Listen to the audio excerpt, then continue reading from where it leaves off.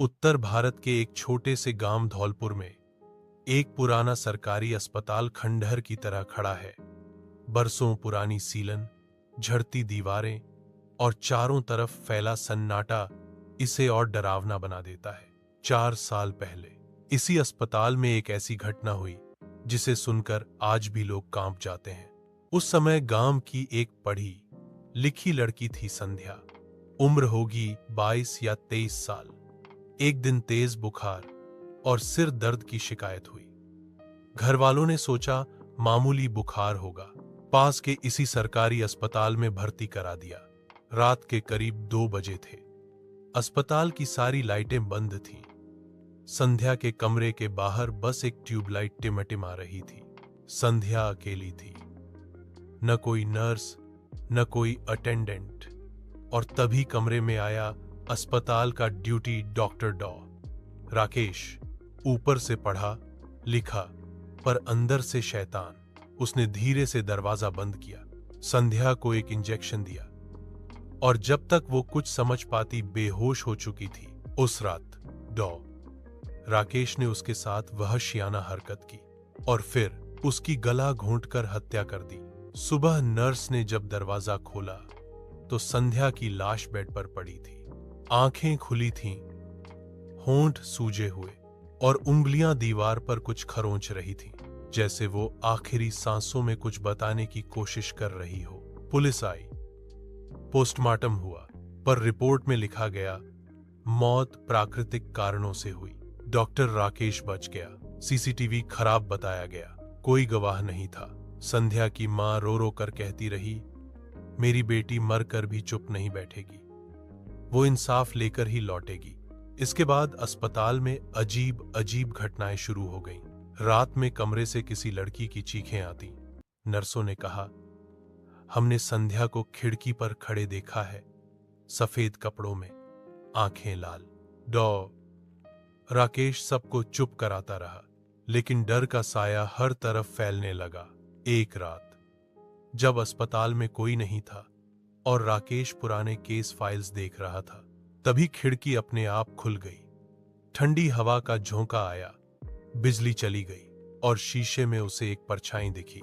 एक लड़की, गीले बाल, खून से सना चेहरा और लाल आंखें।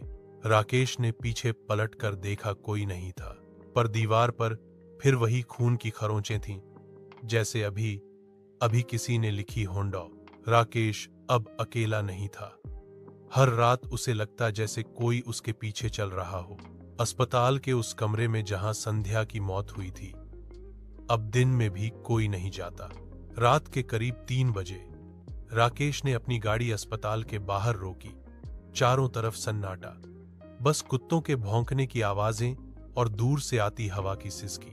वो सीधे उसी कमरे में गया जहां 4 साल पहले उसने अपनी हवस की आग में एक जिंदगी को जला दिया था। जैसे ही उसने दरवाजा खोला, कमरे में धुंध सा था, पुराना पंखा झूल रहा था और दीवार पर अब भी वो निशान थे, जैसे ताजा हों। राकेश ने गुस्से में कहा, यह सब दिमागी खेल है, कुछ नहीं है यहां। अचानक कमरे के कोने से किसी लड़की के रोने की आवाज आई, धीमी टूटती हुई आवाज, जैसे कोई बहुत अंदर से दर्द में हो। राकेश ने टॉर्च उठाई, पर वो बार बार झपक रही थी। अंधेरे और रोशनी के बीच उसे वो चेहरा दिखा जो मर चुका था, पर अब जिंदा लग रहा था। संध्या वहीं खड़ी थी, सफेद कपड़े, भीगे बाल और आंखों में लाल आग। राकेश के मुंह से आवाज नहीं निकली और तभी संध्या ने धीरे से कहा, अब मेरी बारी है। कमरे का दरवाजा अपने आप बंद हो गया। राकेश का शरीर कांपने लगा। उसके चारों ओर धुंध और सर्द हवा भर गई थी। संध्या की आत्मा अब धीरे धीरे उसकी ओर बढ़ रही थी। उसकी आंखें इंसानी नहीं थीं, उनमें जलता हुआ बदला साफ दिख रहा था। राकेश ने चीखने की कोशिश की, लेकिन उसकी आवाज गले में ही घुट गई। संध्या ने बस अपनी उंगली उसकी ओर उठाई और अगले ही पल राकेश की गर्दन पर खून की लकीर खिंच गई। उसकी आंखों से डर टपक रहा था। अगले दिन अस्पताल के पीछे उसकी लाश मिली, चेहरे पर वो डर था जो मौत के बाद भी मिटा नहीं। गांव में फिर खलबली मच गई। लेकिन ये सिर्फ शुरुआत थी। संध्या की आत्मा अब हर उस इंसान को ढूंढ रही थी जिसने उस रात के गुनाह को छुपाया था। अस्पताल की पुरानी नर्स जिसने रिपोर्ट छुपाई थी, एक रात उसकी बालकनी से गिरकर मरी।